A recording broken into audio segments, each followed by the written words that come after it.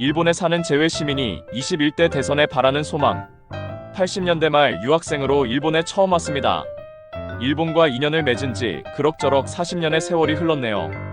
지나고 보니 세월이 참 쏜살 같습니다. 10년이면 강산이 변한다는데 강산이 4번 바뀔 만큼 일본과 인연이 이어졌네요.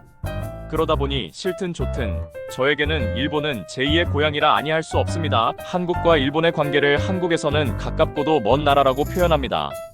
아시다시피 이 표현에는 지리적으론 가깝지만 심리적으로 멀다는 의미를 내포하고 있습니다. 한편 일본에서는 한국과 일본의 지리적 관계를 이리대수라고 표현합니다. 강이나 바다를 사이에 둔 이웃, 즉 가까운 이웃이라는 뜻입니다. 실제로 한국에서는 오래전부터 일본을 이웃사촌으로 여기고 많은 문물을 전달했습니다. 이웃과 먹을 것을 나눠 먹는 우리의 좋은 풍습이 반영된 매우 긍정적 교류였죠. 그 예로 백제는 왕인 박사를 통해 천자문과 논어를 일본에 전달해 주었습니다. 조선 정부는 평화사절단인 조선통신사를 20차례에 걸쳐 파견했습니다. 조선통신사가 한 번 왕복하는데 걸리는 기간은 약 1년, 일행은 4,500명의 대규모라 비용도 엄청났습니다. 그럼에도 평화적 우호적 관계를 유지하기 위해 몇백 년 동안 이를 지속했던 것입니다. 그런데 일본은 그렇지 않았습니다. 일본에서는 비뚤어진 인식의 소유자 또는 집단이 권력을 잡으면 가까운 이웃인 한국을 침략하거나 지배하려 했습니다. 이웃 사촌에게 은혜를 원수로 갚은 꼴이죠. 이러한 배은망덕의 침략 행위가 남겨놓은 상흔은 너무 깊습니다. 육체적 상처와 달리 정신적 상처는 집단적 기억으로 남아 쉽게 사라지지 않습니다. 그래서 이웃으로 여겼던 일본의 침략은 한반도에 사는 우리에게는 거대한 집단적 트라우마로 자리 잡고 있습니다. 무심코 연못에 던진 돌에 개구리가 맞아 죽는다는 말이 있습니다. 일본의 오만한 권력자들의 잘못된 판단과 비인간적 행위는 일본을 이웃으로 여기고 평화롭게 살고자 하는 우리에게 엄청난 아픔과 슬픔을 안겨주었고 그 불신감은 여전히 잔존하고 있습니다. 일본이 진정으로 잘못을 뉘우친다면 피해 당사자인 우리가 이젠 됐다고 할 때까지 진정성을 담아 사과는 계속돼야 할 것입니다.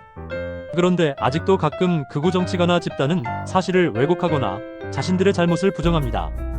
하물며 한국의 극우를 이용하여 배상이 끝났기에 더 이상의 사과는 필요 없다고 분열을 획책하곤 합니다. 우리 민족 가슴속 깊이 새겨진 상처, 정신적인 트라우마는 전혀 아랑곳하지 않는 자기중심적, 반휴머니즘적 의식의 발로라 여길 수밖에 없습니다. 그런데 역사를 알게 되면 일본의 후한무치한 위정자나 극우뿐만 아니라 우리의 무능한 위정자들에게도 분노를 느끼지 않을 수 없습니다. 아시다시피 임진왜란 당시 왜군의 침략을 받은 조선은 7년 동안 국토가 유린되고 죄 없는 많은 양민들이 희생됐습니다. 가토 기요마사라는 외장은 자신의 논공 행상을 위해 조선 사람들의 목을 베어 괴짝에 넣어 소금에 절여 일본에 보내다가 그 수가 너무 많아지자 목 대신 코를 베어 염장을 해 일본에 보냈다 합니다. 그 결과 만들어진 것이 일본 교토에 있는 귀무덤, 실은 코무덤입니다. 그야말로 비인간적 야만적 행위입니다. 그런데 그뿐이 아닙니다. 왜군에게 포로로 잡혀간 양민들의 수가 10만이 넘습니다. 그 가족들의 슬픔과 비통함이 얼마나 컸을까요? 그런데 전란이 끝난 후 위정자들은 나라를 재건하고 국방에 힘쓰는 일보다 권력 다툼에 몰두했습니다. 외란이 끝난 당시의 동아시아 정세는 청나라가 대두하고 명이 쇠퇴하는 시기였습니다. 청나라의 대두에 위협을 느낀 명왕조는 청과의 전쟁을 위해 조선에 지원병을 요청했습니다. 당시의 정세 속에서 명의 군대를 파견하는 것은 어리석은 일이었습니다. 그런데도 친명파 대신들은 제조지은을 외치며 명나라에 정예 군사 약 5,000명을 파견했습니다. 결과적으로 명나라 군대는 패배하고 조선군은 모두 포로가 됐습니다. 이어서 정묘호란과 병자호란이 일어나 조선은 청나라의 속국이 됩니다. 병자호란 후 주로 아녀자를 중심으로 셀 수 없는 많은 양민들이 인질이라는 미명하에 만주로 끌려갔습니다. 싸움에 참가해 포로가 된 게 아니라 청나라 요구에 조선 정부가 스스로 바친 볼모였습니다. 참으로 슬프고 통탄할 일이지요. 임진왜란으로 전 국토가 유린되고 죄 없는 백성들이 목숨을 잃고 남의 나라에 포로로 끌려가는 참화를 경험하고도 불과 40년도 채 안 돼 무능한 이 땅의 위정자들은 나라가 다시 외세의 침략을 받고 속국이 되도록 했던 것입니다.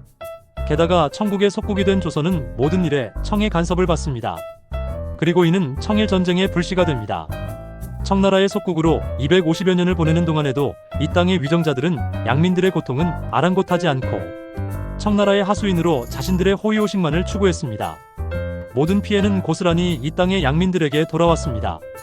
19세기 말 위정자들의 탐악과 부패, 무능에 실망해 농민들이 저항하는 가보농민혁명이 일어나자 위정자들은 다시 청나라와 일제라는 외세를 끌어들여 진압을 꾀했습니다. 많은 농민들이 외세의 총칼에 피를 흘리며 죽어나갔습니다. 결국 조선의 종주권을 둘러싸고 청나라와 일본이 부딪히는 청일전쟁이 발발합니다. 일본이 승리했고 이후 을사늑약과 경술국치를 겪으며 조선에서 일제 강점이 시작됩니다. 조선 총독부 초대 총독으로 부임한 데라우치는 부임 축하연에서 그 감회를 다음과 같이 읊었다고 합니다. 고바야카와 가토, 고니씨가 이 세상에 살아있다면 오늘 밤 저 달을 어떤 기분으로 볼 것인가? 그들이 이루지 못했던 조선 정복을 드디어 우리가 이루었으니. 김성한 작가는 무능한 통치자는 만참으로도 부족한 역사의 범죄자다라 일갈했습니다. 저 역시 동감입니다. 역사를 알면 알수록 나라를 대표하는 지도자나 위정자의 역할이 얼마나 중요한가를 절실하게 느낍니다. 일본에 기반을 두고 살아가는 저 같은 제일 한국인들은 한일 관계에 대해 늘 노심초사하고 민감하게 반응합니다. 일본 내에서 혐한, 반환의 움직임이 일어나면 생활에 직접 영향을 받기 때문입니다. 그래서 이웃 사촌으로 사이좋게 지내기를 원합니다. 그러나 과거사를 포함한 많은 문제가 부딪혀 현실은 그렇게 바람대로 이루어지지는 않습니다. 특히 한일 관계는 정부나 위정자에 따라 과거사 문제에 대한 인식이 달라 갈등을 겪는 일이 많습니다. 하지만 우호적 한일 관계는 가해자의 진정한 반성이 있고 그 위에 피해자의 이해와 용서가 동반돼야 완결이 됩니다. 국론을 모으지 않고 정파의 이익이나 위정자의 단순한 친밀감에 의해 일시적 미봉책으로 한일 관계를 진전시키는 행위는 갈등의 꼴을 더욱 깊게 할 뿐입니다. 인류는 오랜 야만의 기간을 지내오며 많은 오류를 범했습니다. 그래도 시행착오를 겪긴 하지만 늘 올바른 방향을 모색하며 발전해왔습니다. 한일 관계 역시 마찬가지입니다. 정파나 정부의 입장이 아닌 올바른 방향 설정과 사람 중심의 휴머니즘적 관점으로 접근해 장기적인 시점으로 풀어나가야 갈등의 꼴을 조금씩 메워나갈 수 있습니다. 김대중 대통령과 오부치 수상의 공동선언은 긍정적 한일 관계의 모범적 예입니다. 반면 박근혜와 아베의 위안부 문제 합의는 졸속으로 이루어진 부정적인 예입니다. 진정한 미래를 위한 바람직한 한일 관계의 구축은 상호 존중에 기반한 과거사에 대한 성찰과 공감을 통해 이루어질 수 있습니다. 무너진 신뢰를 회복하고 꼬여버린 현안에 대해 침착하고 신중하게 실타래를 풀어나가듯 해야 합니다. 그래야만 흔들리지 않는 미래지향적 우호적 한일 관계를 만들어 나갈 수 있습니다. 한국과 일본은 지리적으로 가깝습니다. 어리석은 사람은 가까운 이웃과 반목하여 교류를 끊고 스스로 고립돼 결과적으로 힘든 상황을 만들고 고통을 겪습니다. 그러나 현명하고 선량한 사람은 그렇지 않습니다. 가까운 이웃과 사이좋게 지내며 행복을 배가합니다. 우호적 한일 관계는 양국 국민들의 행복을 증진시킵니다. 나아가 동아시아 지역의 항구적 평화에도 선한 영향을 줍니다. 그러기에 서로 협력해 한일 관계를 올바른 방향으로 발전시켜 나가는 일은 동시대를 살아가는 우리 모두에게 매우 중요한 과제입니다. 3년 전 잘못된 리더를 선택한 결과 대한민국의 국가 시스템은 망가졌습니다.